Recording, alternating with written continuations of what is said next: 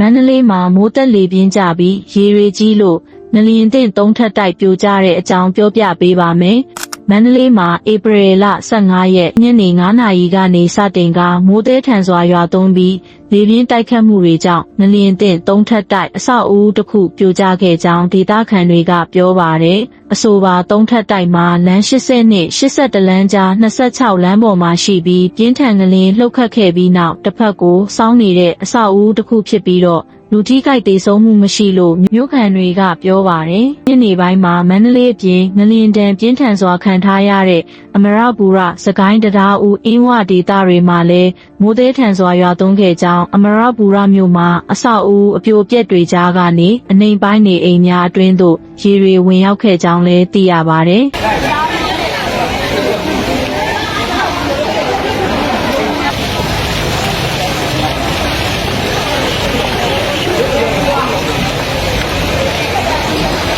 လမ်းမပေါ်ကိုဓာတ်တိုင်တွေကျိုးတစ်ပင်တွေလဲကျခဲ့ပြီးလက်ရှိအချိန်မှာလေတိုင်နှုန်းလျော့သွားပြီဖြစ်တော့လဲမိုးကောင်းနေစေဖြစ်ကြောင်းဒေသခံတွေကပြောပါတယ်